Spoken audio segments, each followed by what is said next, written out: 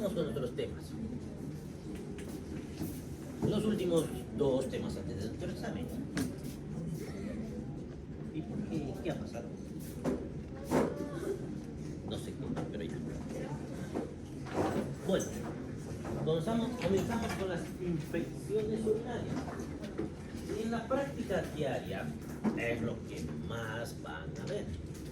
Lo que más se ve en la práctica diaria son infecciones de vía respiratoria alta, infecciones urinarias, tal vez diarrea. Definición en conceptos: infección urinaria es la multiplicación de bacterias en la vía urinaria. Formas clínicas tenemos la cistitis y la pielonefritis. No me he fijado lo que dice el texto, pero si lo dice así voy a tomar en el examen. En realidad las infecciones urinarias se clasifican en infecciones urinarias altas y bajas. Eso dice en su libro, no me he fijado. Igual le voy a preguntar aquí en el examen, porque les estoy avisando ahora. Se clasifican en altas y bajas. Lo único que creo que esa parte no dice. Entonces, cistitis se considera infección urinaria baja. Uretritis también se considera infección urinaria baja. Y pielonefritis se considera infección urinaria alta. ¿Por qué hacemos esta división? Porque clínicamente va a haber una diferencia muy importante entre ambos. También tenemos el término bacteriuria significativa. En mujeres es más de 10.000 unidades formadoras de colonias por ml y en hombres más de 100. Leucocituria. Hablamos de más de 5 leucocitos por campo en orina. ¿Cuánto es normal de los leucocitos por campo en orina? Sí, tiene que haber leucocitos. De 2 a 4 es normal. Lo mismo que los hematíes en orina. Mismo, de 2 a 4. Por encima ya se considera hematíes. Entonces, leucocituria se considera a partir de 5 por campo. Pero todavía no se considera infección urinaria. La literatura dice a partir de 10 leucocitos por campo en orina tenemos la infección. No es lo mismo que piocitos. Piocitos, suficiente que haya uno para que se considere infección urinaria. Uno. Consideraciones epidemiológicas. Las infecciones urinarias son más frecuentes en mujeres. Tanto así que dicen que entre el 20 al 50% de las mujeres van a tener por lo menos un episodio en el transcurso de su vida. En neonatos, en cambio, es más frecuente las infecciones urinarias en varones. O van a ser pediatras. La clínica prevalece sobre el cultivo en mujeres con síntomas urinarios bajos. Diga lo que diga el cultivo, vamos a guiarnos por la clínica normalmente. Les voy a explicar más adelante cómo se hace eso. En hombres, en cambio, toda bacteriuria es relevante. ¿Por qué en mujeres no es tan relevante la bacteriuria como en hombres?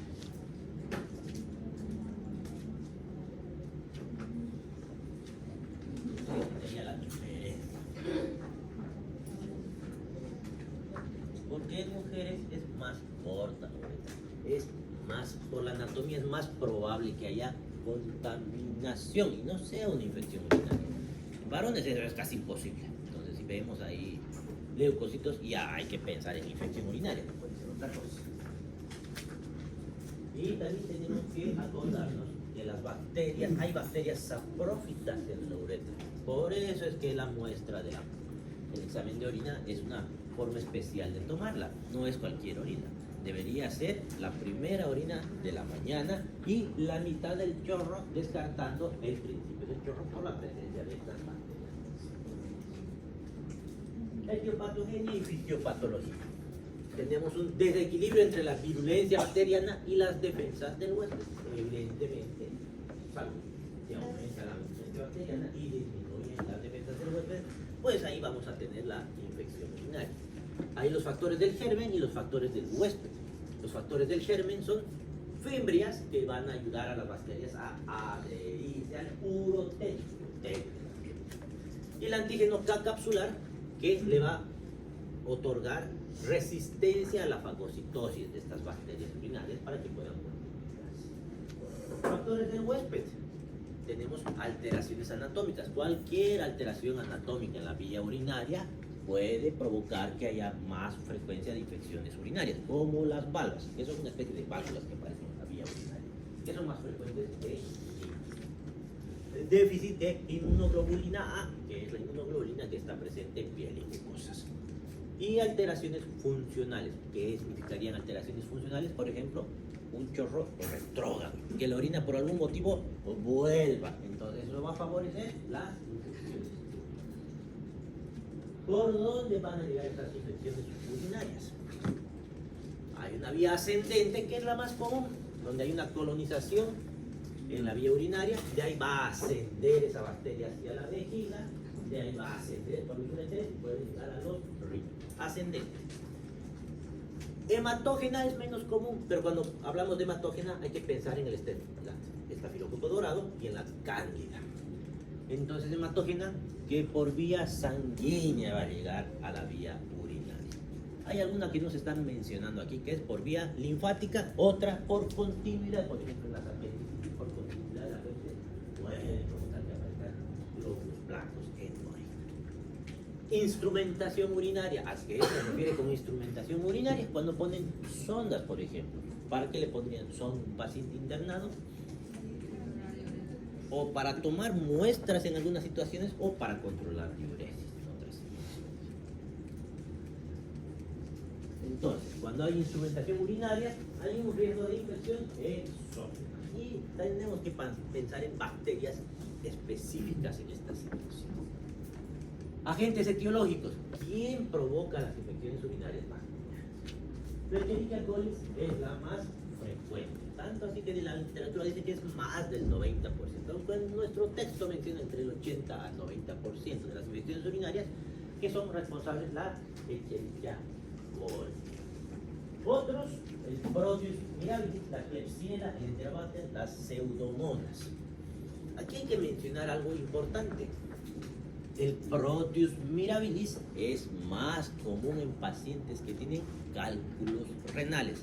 Más que todo porque el Proteus hace que se produzcan unos cálculos renales especiales que llamamos cálculos de Struvita, que no se ven en rayos X por si acaso.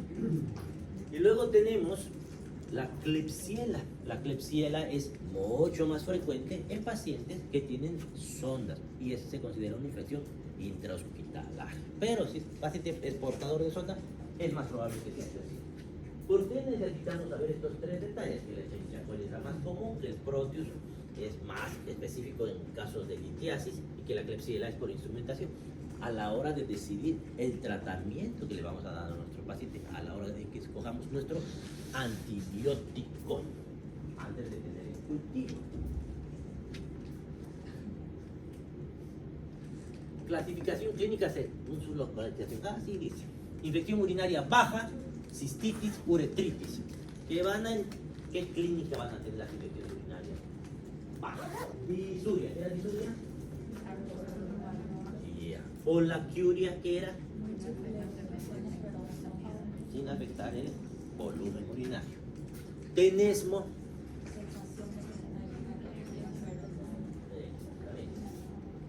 Puede haber también hematuria y dolor suprapúbico. Si todo esto tenemos, pues hay que pensar que es una infección urinaria baja. En cambio, en las infecciones urinarias altas suele faltar toda esta clínica. No suele haber disuria, no suele haber polaquiuria, aunque en la práctica yo veo. Pero lo que sí hay y lo que nos define la diferencia entre alta y baja es la fiebre. Si el paciente tiene fiebre y es infección urinaria, eso es una infección urinaria alta, no es una infección urinaria baja. Además, la fiebre se acompaña de escalofríos, dolor lumbar en un flanco afectado, izquierdo o derecho, no suele haber de ambos riñones. Piuria, ¿qué sería piuria? Está presente. Leucocitosis, ¿qué es leucocitosis? ¿Dónde? ¿Cuántos son los leucocitos normalmente? Entonces, ¿cuántos serían leucocituria? Como es una infección bacteriana, aparte de leucocitosis, ¿qué más tiene que haber? Neutrofilo. Porque si hubiera linfocitosis, ¿en qué sospechamos? Mira, eso. Luego hay que solicitar hemocultivos positivos para ver qué se trata. Otras formas clínicas tenemos la bacteriuria asintomática. ¿Qué significa esto? Básicamente que hay bacterias en orina, pero que no traen ningún signo ni síntoma. Entonces tenemos bacterias en orina, pero no hay síntomas ni piuria tampoco, que es el que más síntomas nos trae. No requiere tratamiento. Si no hay síntomas, no se necesita tratamiento. Excepto la fase pasada en pacientes inmunocomprometidos y cuando se hace cirugía urológica, porque obviamente eso va a contaminar las infecciones urinarias no complicadas se dan en mujeres adultas sin alteraciones anatómicas y son la cistitis aguda o recurrente y la pielonefritis, que no es grave. Infección urinaria complicada. Entonces, infección urinaria en pacientes con litiasis renal, lógicamente, no estamos hablando de litiasis biliar, en reflujo urinario, en malformaciones de la vía urinaria, pacientes que portan prótesis urinaria, en pacientes inmunosuprimidos, pacientes embarazadas, en la vejez y en el prostatismo. ¿Qué es el prostatismo? Aumento, es la hipertrofia benigna de próstata, básicamente. ¿Y qué nos va a traer eso como signos y síntomas? Si tienen la próstata grande los pacientes. No, al revés. ¿Ah? Podría ser oliguria, podría ser alguna otra cosa más frecuente. Disuria podría ser, no es tan frecuente. A ver, ¿dónde está la próstata? A ver. Ya, a ver. La uretra. La próstata. Uretra, próstata. Está ahí alrededor de la uretra. Entonces, si crece esa próstata, ¿qué va a pasar? A ir obstruyendo la vía urinaria. Entonces, si se obstruye la vía urinaria, ¿qué va a pasar? El paciente va a tener olaquiuria. Va a intentar orinar, pero no va a orinar tan fácilmente. Puede llegar incluso a retención urinaria. Pueden hacer globo vesical. Entonces, lo que le va a costar al paciente es eliminar esa orina. Y que como no puede orinar de golpe, ¿qué va a hacer el paciente? Va a orinar varias veces.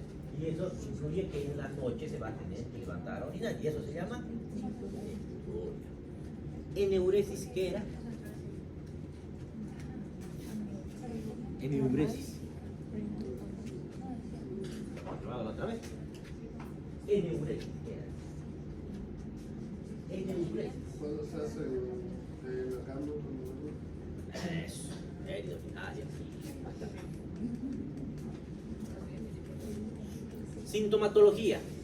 En la infección urinaria complicada va a haber fiebre, dolor en el flanco afectado, síntomas sistémicos, mayor riesgo de sepsis, pueden llegar a la insuficiencia renal.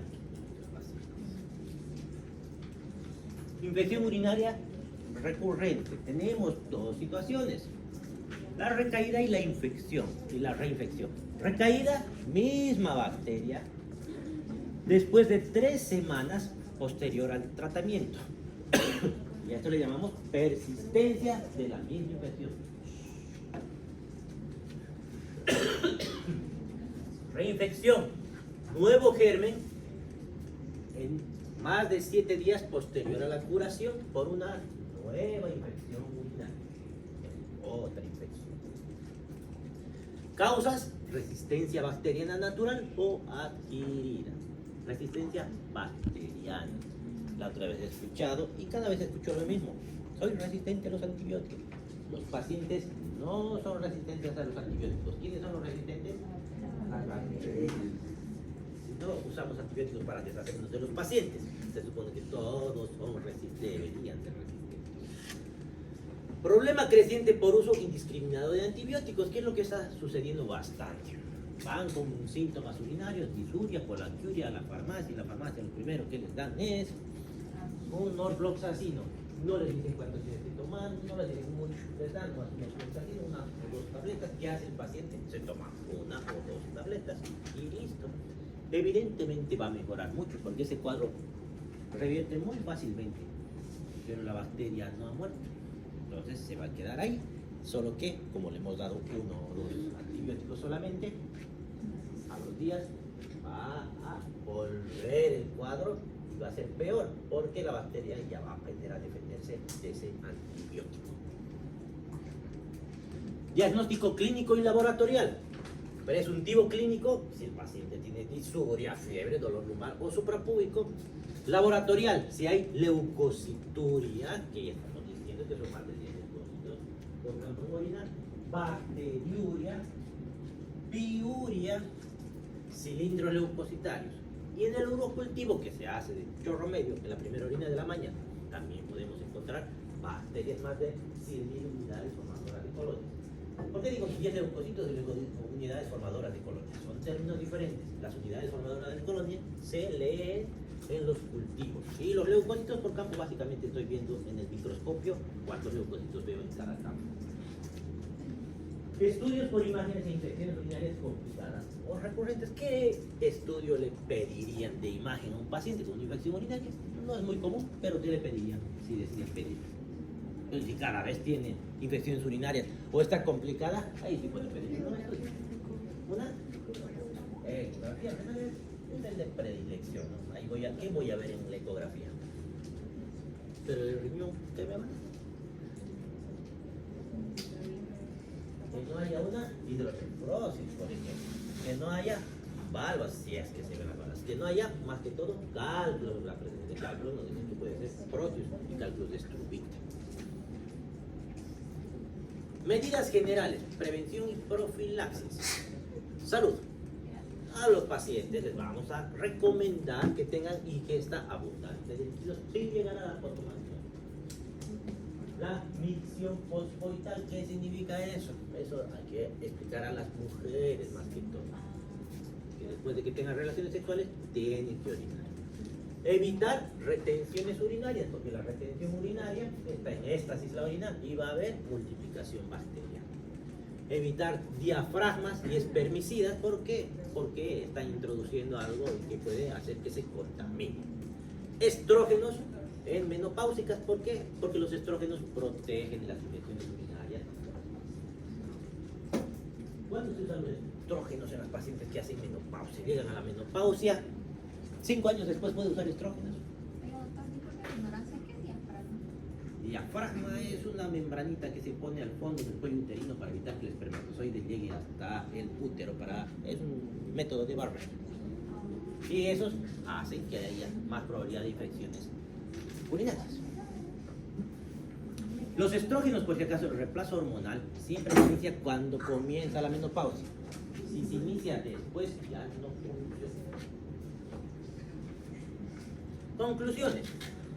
Las infecciones urinarias es una de las infecciones más frecuentes y heterogéneas. Enfoque diagnóstico debe ser clínico, microbiológico, anatómico. ¿Qué significa eso? Clínico, en base a los signos y síntomas de los pacientes. Microbiológico, viendo los cultivos. Anatómico, ahí vemos en los estudios de imagen si hay alguna alteración. Evitar sobretratamiento de bacteriurias asintomáticas. No todas las infecciones urinarias en laboratorio que tengan síntomas se deberían tratar. ¿Por qué? Porque vamos a matar saprófitos y vamos a provocar más bien infecciones urinarias. Promover el uso racional de antibióticos y medidas preventivas. Y listo.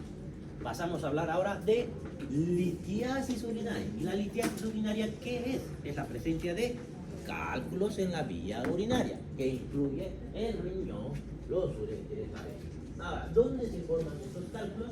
Suelen formarse en el riñón y de ahí van descendiendo. La litiasis urinaria es una patología milenaria ya descrita por los griegos. Antiguamente los especialistas la han conocido como litotomía, porque el lito viene de la palabra griega. Bien. Su incidencia ha cambiado por factores ambientales y dietéticos. Afecta aproximadamente al 12% de los varones, o sea que aquí tenemos por lo menos unos 5 pacientes con más incluso. unos 7 u 8 pacientes con cálculos renales, pero la mayoría de las veces son asintomáticos. Y 5% de las mujeres hasta los 70 años. Fisiopatología general. En la orina se excretan solutos como el calcio, el oxalato, el ácido úrico y demás. Y estos, al excretarse, existe la posibilidad de que se vayan uniendo unos a otros para formar sustancias inertes sólidas, que son los cálculos renales. Y pueden formar incluso cristales, como en el caso del ácido úrico. Tenemos la cristaluria, presencia de cristales en el sedimento urinario, que nos van a decir que es más probable que ese paciente vaya a ser cálculo renal. No toda cristaluria va a terminar como litiasis, pero algunos de ellos sí. Proceso de litogénesis. ¿Qué significa litogénesis? De formación del cálculo renal. Es un evento multifactorial que incluye la formación de microcristales y esos van a ir madurando en lo que posteriormente va a ser el cálculo renal. Hay dos teorías, una del núcleo litogénico, del parénquima renal, y el otro de la formación puramente intraluminal, la teoría físico-química predominante. Entonces básicamente nos están diciendo que empiezan a formarse ahí en el riñón y otros que se van a formar dentro de la luz de la vía urinaria. Solución saturada, equilibrio entre solutos y solventes. Entonces en los pacientes que tienen deshidratación es más probable que vayan a formarse estos cálculos. Esto es más común aquí en nuestra ciudad por el calor y deshidratación que hay. Zonas de saturación. Subsaturada, no hay nucleación. Metaestable, hay una precipitación posible de estas sustancias para ir formando. Sobresaturada, hay una precipitación espontánea de estos cristales. Nucleación y crecimiento. Nucleación homogénea espontánea cuando se supera el umbral, cuando hay demasiados cristales ahí que están en un medio con deshidratación, hay más solutos que solventes. Nucleación heterogénea facilitada por sustancias o membranas. Agregación, formación de la matriz proteica y epitaxis, no es epistaxis. Epitaxis es crecimiento de un cristal sobre otro, ya se están pegando uno a otro. Tenemos pero los inhibidores urinarios, que son orgánicos, la descompresión molecular, como la nefrocalcina, glucotina y uromodulina, que van a evitar que se formen estos cálculos. Inorgánicos de bajo peso molecular, como el citrato, el magnesio y el pirofosfato, disminuyen la cristalización y agregación y crecimiento. Entonces, si estos van a disminuir en orina, va a aumentar la probabilidad de que haya cálculos. Diagnóstico. Tenemos que preguntar en la anamnesis la edad del paciente, historia familiar de formación de cálculos renales, antecedentes infecciosos. ¿Por qué infecciosos? Hemos hablado algo de infecciones urinarias que tenía que ver con los cálculos. ¿Qué bacteria era? El Proteus. Entonces, si hay infecciones urinarias y si se ha detectado que sea Proteus, pues hay que pensar en que son cálculos. La dieta, fármacos como los diuréticos facilitan la formación de cálculos. Importante evaluar la recurrencia y enfermedades hereditarias. Litiasis en niños, que observamos litiasis, hay que sospechar en alteraciones genéticas o metabólicas que hacen que estos pacientes ya sean formadores natos de cálculos renales. Diagnóstico y manifestaciones clínicas. ¿Cuál es el síntoma cardinal de los cálculos? El cólico renouretral, que es un dolor agudo en región lumbar con irradiación ¿hacia dónde? Hacia el muslo, hacia la región genital, incluso hacia la espalda. ¿Y por qué se produce el dolor cólico del cálculo? ¿Qué ha sucedido? El cálculo estaba ahí en la pelvis renal y no molestaba a nadie. Ahora, ¿qué ha pasado? ¿Por qué apareció el cálculo? ¿Por qué apareció el cólico? Entonces el cálculo se rompió, salió un fragmento, y ese fragmento ¿qué hizo? O se movió el cálculo. ¿Y qué pasó con ese fragmento que se movió? Va a obstruir la vía urinaria, donde sea que vaya a ocurrir. Esa obstrucción, ¿qué va a provocar? ¿Por qué? Porque la orina va a querer salir, como no va a salir, va a haber una dilatación de la vía urinaria, que eso provoca dolor tipo cólico. Y sumado a eso, para desobstruir esa vía, va a haber una contracción, aumento de la contracción. También produce el dolor tipo cólico. Entonces, ¿cuándo va a dejar de doler? Si está doliendo porque se obstruyó, ¿cuándo va a dejar de doler? Cuando se salga el cálculo. Y ya. ¿Y qué más nos vamos a encontrar? Y si le hago un examen de orina, ¿qué me voy a encontrar? Hematuria. ¿Por qué va a haber hematuria? Porque el cálculo no es tan bonito, no es una pelotita. Tiene espículas porque se ha roto de una piedra y por tanto va a ir dañando todo el endotelium, la mucosa urinaria, y va a provocar sangrado. Entonces, estos pacientes, aparte del cólico renal, tienen náuseas. Y hemos dicho las náuseas porque aparecen con vómitos, con disuria y con hematuria, que puede ser micro o macro. En muchos casos, la litiasis puede ser asintomática cuando el cálculo es muy chiquitito o cuando no se mueve. Diagnósticos por imágenes. ¿Qué le vamos a pedir a nuestros pacientes si sospechamos que hay un cálculo? Una radiografía simple de abdomen no servirá. ¿Se acuerdan cómo son las vías del dolor? ¿Se acuerdan que les dije que compartía el dolor simpático? Compartía con la vía simpática, compartía el dolor del peritoneo a este nivel. Entonces, al compartir la vía, asumen que el estímulo no es dolor, asumen que el estímulo son náuseas, vómitos. Por eso es una respuesta compartida, porque lamentablemente comparten la misma vía de dolor y los signos simpáticos. Es por eso. Entonces, todos estos cólicos, lo mismo pasa en los cólicos menstruales. Ya ven, tienen náuseas, vómitos, todos mal interpretados. ¿Qué más? ¿Radiografía nos servirá para ver cálculos renales? Sí y no.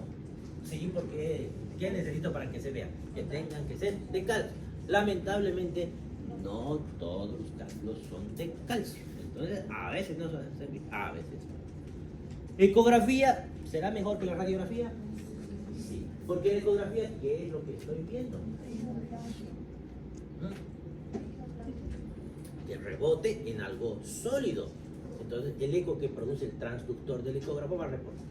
No importa de qué material sea, con que sea sólido, va a rebotar y por tanto van a poder ver los cálculos. Por un lado, y por otro lado, incluso van a poder mover al paciente para ver que sea un cálculo, efectivamente. Entonces, es el estudio de imagen de primera elección y lo que le dicen el gold standard. Cada enfermedad tiene su gold standard para diagnóstico. Una tomografía sin contraste, un método de referencia actual. Pero el problema de la tomografía es que exponemos a más radiación y es mucho más caro y mucho más difícil de encontrar. Urograma excretor. ¿Qué será un urograma excretor? Útil para los rayos. ¿Pero qué será un urograma? Básicamente se pone una solución de contraste en vena y el paciente empieza a orinar y lo que veo es por dónde sale esa orina, por el contraste. También hay urograma retrógrado, donde el contraste pongo a través de la vía urinaria. Estudios metabólicos. ¿Por qué tendría que hacer un estudio metabólico? Porque yo quisiera saber de qué está hecho ese cálculo. Identifica causas subyacentes y tipos de litiasis. Examen en sangre. Voy a pedir calcio, fósforo, ácido úrico y PTH. ¿Para qué pido todos estos? Pensando en que los cálculos sean de calcio. ¿Y quién está alterado si hay cálculos de calcio? ¿Qué enfermedad hace que haya mucho calcio eliminándose? Una insuficiencia de la paratiroides, por ejemplo. ¿Qué más? ¿Y ácido úrico por qué piden? ¿A quién les piden ácido úrico? Para diagnosticar qué cosa. ¿Ah? La gota. Entonces, los cristales de urato monosódico que lastiman las articulaciones y forman los tofos pueden formar, cuando se eliminan, cálculos también. Y es bastante común en estos pacientes con gota. Hay que pedir orina de 24 horas para cuantificar volumen, para ver calcio urinario, para ver oxalato en orina, citrato, para calcular el pH, porque las alteraciones de pH pueden favorecer la aparición del cálculo. Análisis criptográfico de datos y se recupera. Entonces, si obtienen el paciente orina el cálculo, pero dicen, ¿pero para qué voy a estudiar el cálculo si ya lo orino?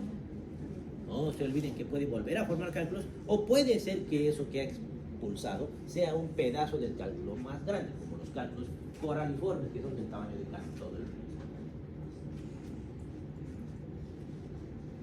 Litiasis cálcica. Casi todos los cálculos, casi, no todos, pero casi todos son de calcio. Entonces son los que vamos a poder ver en radiografía, por ejemplo. Son cálculos de oxalato o de fosfato de calcio y por tanto son radioopacos. ¿Radioopacos qué color se ve en radiografía? Subtipos tenemos la hipercalciuria absortiva por exceso de absorción intestinal de calcio. La hipercalciuria renal por defectos de la reabsorción tubular. Calciuria reabsortiva por hiperparatiroidismo primario. Y asociación con hiperuricosúria, que tiene más que ver con la formación de cálculos por bolsa. Litiasis úrica y por oxalato. Ácido úrico, cálculos radiolúcidos, pH urinario menor a 5. Estos cálculos van a ser de la gota, básicamente. Es gotoso. Y se ven favorecidos por la deshidratación, por la presencia de proteínas en orina, por cáncer, por otros fármacos. Oxalato. Los cálculos de oxalato, hiperoxaluria primaria, que es causa genética, enteropatía perdedora de oxalato y dietas altas en oxalato. Tenemos otra cosa. Tenemos la litiasis infecciosa y la cistina. El fosfato de amonio magnésico, que es los cálculos de estrubita, que les voy a preguntar en el examen. Cálculo de estrubita, ¿de qué están pensando que es una? Primero, que es una infección. Segundo, ¿de qué es más probable que sea infección? De rótulos. ¿Qué se ve cuando el pH es mayor a 7? Son cálculos coraliformes. ¿Por qué le dicen cálculos coraliformes? Ocupan casi toda la pelvis renal. Se forman como si fuera una pelvis renal básica. Tratamiento, antibióticos y cirugía. Antibióticos para deshacernos del prótesis, que es el que hace que se formen estos cálculos, y cirugía para sacar esto, porque no va a salir por ningún lado. Cistinuria, enfermedad hereditaria con presencia de cristales hexagonales de color amarillo castaño. El tratamiento, hidratación, alcalinización y soluciones quelantes, que sirven para expulsar piedra, básicamente. Conclusiones. La litiasis es multifactorial y recurrente en muchos casos. Requiere enfoque diagnóstico integral, clínico, metabólico y por imágenes. El tratamiento incluye medidas dietéticas, farmacológicas y quirúrgicas. La prevención es clave en pacientes con recurrencia, porque sabemos que estos pacientes probablemente vayan a hacer más cáncer a posteriori. Y con eso acabamos nuestro bloque para dar nuestro parcial de guía.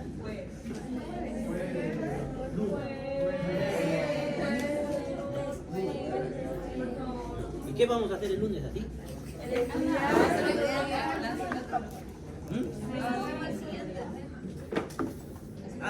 Van a exponer ustedes. Me van a dar flojera preparar un tema, porque yo ya he preparado mi vida para...